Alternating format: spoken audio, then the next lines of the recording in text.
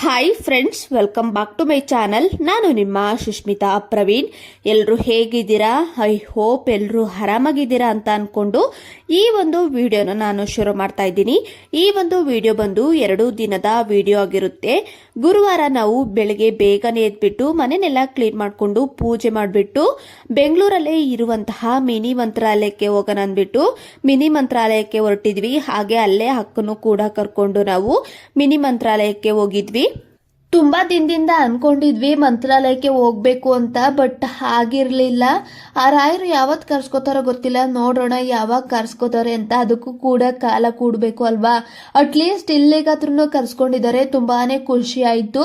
ಅಕ್ಕ ಏನೋ ಒಂದ್ 2-3 ಸಲ ಎಲ್ಲಿಗೆ ಬಂದಿದ್ಲಂತೆ, ಅದಕ್ಕೋಸ್ಕರ ನಮಗೂ ಕೂಡ ಹೇಳಿದ್ಲು ಇಲ್ಲೂ ಕೂಡ ಮಿನಿ ಮಂತ್ರಾಲಯ ಇದೆ, ಬನ್ನಿ ಹೋಗೋಣ ಅಂದ್ಬಿಟ್ಟು. ಹಾಗೆ ಅಮ್ಮನೂ ಕೂಡ ಬಂದಿರೋದ್ರಿಂದ ಸರಿ ಅಂದ್ಬಿಟ್ಟು ನಾವು ಕೂಡ ಹೋದ್ವಿ. ಇಲ್ಲಿ ಏನ್ ನೋಡ್ತಾ ಇದ್ದೀರಾ, ತುಪ್ಪದ ಆರ್ತಿನ ಬೆಳಗ್ತಾ ಇದ್ದಾರೆ. ಈ ರೀತಿಯಲ್ಲಿ ಮನ್ಸಲ್ಲಿ ಅನ್ಕೊಂಡು ತುಪ್ಪದ ಆರ್ತಿನ ಬೆಳಗಿದ್ರೆ ಅದು ನೆರವೇರುತ್ತಂತೆ. ನನಗೂ ಕೂಡ ಅಷ್ಟು ಗೊತ್ತಿಲ್ಲ, ಅಕ್ಕ ಹೇಳಿದ್ಲು. ಹಾಗೆ ನಾವು ಕೂಡ ದೇವ್ರ ದರ್ಶನ ಎಲ್ಲ ಮಾಡ್ಕೊಂಡು ಒಂದ್ 5 ನಿಮಿಷ ಕುತ್ಕೊಳ್ಳೋಣ ಅಂದ್ಬಿಟ್ಟು ಕೂತ್ಕೊಂಡ್ವಿ. ಹಾಗೆ ಮಕ್ಕಳು ಕೂಡ ಎಂಜಾಯ್ನ ಮಾಡ್ತಾ ಇದ್ರು. ನೋಡಿ ನಮ್ಮ ಪಾಪು ಯಾವ ರೀತಿ ಕೂತಿದ್ದಾನೆ ಅಂತ. ಅವನಿಗೆ ಹೊರಗಡೆ ಕರ್ಕೊ ಬಂದ್ರೆ ತುಂಬಾನೇ ಎಂಜಾಯ್ ಮಾಡ್ತಾನೆ. ನಾವು ಕೂಡ ಗುರುವಾರ ನಾನ್ ವೆಜ್ ಏನು ತಿನ್ನೋದಿಲ್ಲ, ಮೊದಲು ತಿಂತಾ ಇದ್ದೋ. ಬಟ್ ಈಗ ನಮ್ಮ ಪಾಪು ಗುರುವಾರನೇ ಹುಟ್ಟಿರೋದ್ರಿಂದ ಅವಾಗ್ಲಿಂದ ನಾವು ನಾನ್ ವೆಜ್ ಏನು ತಿಂತಾ ಇಲ್ಲ. ಆಗ್ಲಿಂದಲೇ ನಾನು ರಾಯರ ಪೂಜೆನ ಮಾಡ್ತಾ ಇರೋದು. ಫಸ್ಟ್ ಎಲ್ಲ ನಾನು ಏನು ಮಾಡ್ತಾ ಇರಲಿಲ್ಲ, ಮಾಮೂಲಿ ಪೂಜೆ ಯಾವ ರೀತಿ ಮಾಡ್ತೀವಿ ಆ ರೀತಿಯಲ್ಲಿ ಮಾಡ್ತಾ ಇದ್ವಿ. ನಮ್ಮ ಪಾಪು ಹುಟ್ಟಿದ್ಮೇಲೆ ಈಗ ನಾನು ಕೂಡ ರಾಯರ ಪೂಜೆನ ಮಾಡ್ತೀನಿ, ಹಾಗೆ ರಾಯರನ್ನ ನಂಬ್ತೀನಿ.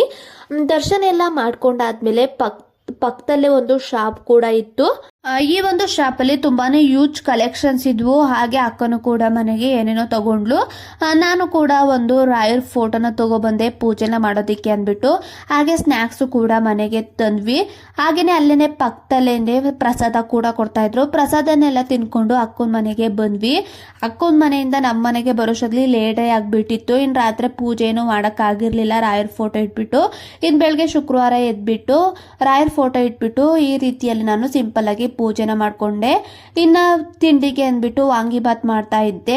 ಈ ಒಂದು ವಾಂಗಿಬಾತ್ನ ನನ್ನ ಸ್ಟೈಲಲ್ಲಿ ನಾನು ಮಾಡ್ತಾ ಇದ್ದೀನಿ.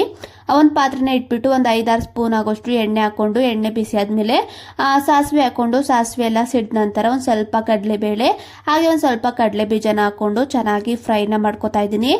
ಈ ಒಂದು ರೆಸಿಪಿ ತುಂಬಾನೇ ಚೆನ್ನಾಗಿರುತ್ತೆ, ನೀವು ಒಂದ್ಸಲ ಮಿಸ್ ಮಾಡದೆ ಟ್ರೈ ಮಾಡಿ ನೋಡಿ. ಈಗ ಚೆನ್ನಾಗಿ ಕಡಲೆ ಬೀಜ ಮತ್ತೆ ಕಡಲೆಬೇಳೆ ಎಲ್ಲ ಚೆನ್ನಾಗಿ ಫ್ರೈ ಆದ್ಮೇಲೆ 2 ಒಣಮೆಣಸಿಕಾಯಿ, 3 ಹಸಿಮೆಣಸಿಕಾಯಿ ಹಾಗೆ ಒಂದು ಸ್ವಲ್ಪ ಕರಿಬೇವನ್ನ ಹಾಕೊಂಡು ಇದನ್ನು ಕೂಡ ಚೆನ್ನಾಗಿ ಫ್ರೈನ ಮಾಡ್ಕೊತಾ ಇದ್ದೀನಿ. ನೋಡಿ ಈಗ ಕಂಪ್ಲೀಟ್ ಆಗಿ ಇದು ಚೆನ್ನಾಗಿ ಫ್ರೈ ಆಗಿದೆ. ಇದಕ್ಕೆ ನಾನು ಉದ್ದುದ್ದಕ್ಕೆ ಕಟ್ ಮಾಡಿ ಇಟ್ಕೊಂಡಂತಹ ಈರುಳ್ಳಿನ ಸೇರಿಸ್ಕೊಂಡು, ಈರುಳ್ಳಿ ಎಲ್ಲ ಮೆತ್ತಗಾಗಬೇಕು ಅಲ್ಲಿವರೆಗೂ ಚೆನ್ನಾಗಿ ಫ್ರೈನ ಮಾಡ್ಕೋತೀನಿ. ಈರುಳ್ಳಿ ಎಲ್ಲ ಚೆನ್ನಾಗಿ ಫ್ರೈ ಆದಮೇಲೆ ಕಟ್ ಮಾಡಿ ಇಟ್ಕೊಂಡಂತಹ ಟೊಮೊಟೊನ ಸೇರಿಸ್ಕೊಂಡಿದ್ದೀನಿ. ಹಾಗೆ ಒಂದು ಸ್ವಲ್ಪ ಅರಿಶಿನ ಹಾಕೊಂಡು ಟೊಮೊಟೊನು ಕೂಡ ಮೆತ್ತಗಾಗಬೇಕು ಅಲ್ಲಿವರೆಗೂ ಚೆನ್ನಾಗಿ ಫ್ರೈನ ಮಾಡ್ಕೋತೀನಿ. ಟೊಮೊಟೊ ಎಲ್ಲ ಕಂಪ್ಲೀಟ್ ಆಗಿ ಮೆತ್ತಗಾದ್ಮೇಲೆ ಇದಕ್ಕೆ ನಾನು ತೊಳೆದಿಟ್ಕೊಂಡಂತಹ ಹಸಿ ಬಟಾಣಿನ ಸೇರಿಸ್ಕೊಂಡು ಹಸಿ ಬಟಾಣಿನ ಚೆನ್ನಾಗಿ ಎಣ್ಣೆಯಲ್ಲಿ ಫ್ರೈ ಮಾಡ್ಕೋತೀನಿ. ಚೆನ್ನಾಗಿ ಎಣ್ಣೆಯಲ್ಲಿ ಫ್ರೈ ಆಗಬೇಕು ಅಲ್ಲಿವರೆಗೂ ಫ್ರೈ ಮಾಡ್ಕೊಳ್ಳಿ. ಒಣ ಬಟಾಣಿ ಕೂಡ ಇದ್ರೆ ಒಣ ಬಟಾಣಿನೂ ಕೂಡ ಸೇರಿಸ್ಕೋಬೋದು. ನಮ್ಮ ಮನೇಲಿ ಹಸಿ ಬಟಾಣಿ ಇತ್ತು ಅಂದ್ಬಿಟ್ಟು ಹಸಿ ಬಟಾಣಿನ ನಾನು ಸೇರಿಸ್ಕೊಂಡಿದ್ದೀನಿ. ತಿಂಡಿ ಮಾಡೋ ಟೈಮಲ್ಲೇ ಕರೆಂಟ್ ಹೋಗ್ಬಿಟ್ಟು ಅದಕ್ಕೋಸ್ಕರ ನಾನು ಟಾರ್ಚ್ ಇಟ್ಕೊಂಡು ಕುಕ್ನ ಮಾಡ್ತಾ ಇದ್ದೀನಿ. ಚೆನ್ನಾಗಿ ಹಸಿ ಬಟಾಣಿ ಎಲ್ಲ ಎಣ್ಣೆಯಲ್ಲಿ ಫ್ರೈ ಆದಮೇಲೆ ಕಟ್ ಮಾಡಿ ಇಟ್ಕೊಂಡಂತಹ ಬದನೆಕಾಯಿನ ಈಗ ತೊಳೆದ್ಬಿಟ್ಟು ಸೇರಿಸ್ಕೊತಾ ಇದ್ದೀನಿ. ಬದನೆಕಾಯಿನೆಲ್ಲ ಹಾಕೊಂಡಾದ್ಮೇಲೆ ರುಚಿಗೆ ತಕ್ಕಷ್ಟು ಉಪ್ಪನ್ನ ಹಾಕ್ಬಿಟ್ಟು ಚೆನ್ನಾಗಿ ಎಣ್ಣೆಯಲ್ಲೇ ಫ್ರೈನ ಮಾಡ್ಕೊತಾ ಇದ್ದೀನಿ. ಇದಕ್ಕೆ ನೀರ್ನೆಲ್ಲ ಹಾಕೊಂಡು ಫ್ರೈ ಮಾಡೋದಿಕ್ಕೆ ಹೋಗ್ಬೇಡಿ, ನೀರ್ನ ಹಾಕಿದ್ರೆ ಅಷ್ಟು ಟೇಸ್ಟ್ ಚೆನ್ನಾಗಿರೋದಿಲ್ಲ. ನೀರು ಹಾಕ್ತೇನೆ ಎಣ್ಣೆಯಲ್ಲೇ ಚೆನ್ನಾಗಿ ಫ್ರೈ ಮಾಡಿಬಿಟ್ಟು ಒಂದು ಲಿಡ್ನ ಮುಚ್ಚಿಬಿಟ್ಟು ಒಂದು 5 ನಿಮಿಷ ಚೆನ್ನಾಗಿ ಫ್ರೈನ ಮಾಡ್ಕೊಳ್ಳಿ. ಕರೆಂಟ್ ಎಷ್ಟೊತ್ತಾದ್ರೂ ಬರಲಿಲ್ಲ, ಅದಕ್ಕೋಸ್ಕರ ನಾನು ಈಚೆ ಇಟ್ಬಿಟ್ಟು ನಾನು ಕುಕ್ನ ಮಾಡ್ತಾ ಇದ್ದೀನಿ. ಒಂದು 5 ನಿಮಿಷ ಆದಮೇಲೆ ನೋಡಿ ಯಾವ ರೀತಿಯಲ್ಲಿ ಬದನೆಕಾಯಿ ಬೆಂದಿದೆ ಅಂತ. ಇದು ಕಂಪ್ಲೀಟ್ ಆಗಿ ಈಗ ರೆಡಿ ಆಗಿದೆ. ಇದಕ್ಕೆ ನಾನು ಏನು ಆಲ್ರೆಡಿ ನೆನೆಸಿಟ್ಕೊಂಡಿದ್ದೆ ಹುಣಸೆಹಣ್ಣು ರಸನ ಸೇರಿಸ್ಕೊತಾ ಇದ್ದೀನಿ. ನಿಮಗೆ ಎಷ್ಟು ಕ್ವಾಂಟಿಟಿಯಲ್ಲಿ ಹುಳಿ ಬೇಕೋ ಅಷ್ಟು ಕ್ವಾಂಟಿಟಿಯಲ್ಲಿ ನೀವು ಹುಳಿನ ಸೇರಿಸ್ಕೋಬೋದು. ನಾನಿಲ್ಲಿ ಒಂದು ಸ್ವಲ್ಪನೇ ನಾನು ಹುಳಿನ ಸೇರಿಸ್ಕೊತಾ ಇದ್ದೀನಿ. ಹುಳಿ ರಸ ಎಲ್ಲ ಹಿಂಡ್ಕೊಂಡಾದ್ಮೇಲೆ ಇದಕ್ಕೆ ನಾನು ಒಂದು 1/4 ಸ್ಪೂನ್ ಆಗೋಷ್ಟು ಬೆಲ್ಲದ ಪುಡಿ ಹಾಗೆ ಒಂದು 1/4 ಸ್ಪೂನ್ ಆಗೋಷ್ಟು ನಾನು ಅಚ್ಕಾರದ ಪುಡಿನ ಹಾಕೊಂಡು ಕ್ಲೀನಾಗಿ ಮಿಕ್ಸ್ನ ಮಾಡ್ಕೋತಾ ಇದ್ದೀನಿ.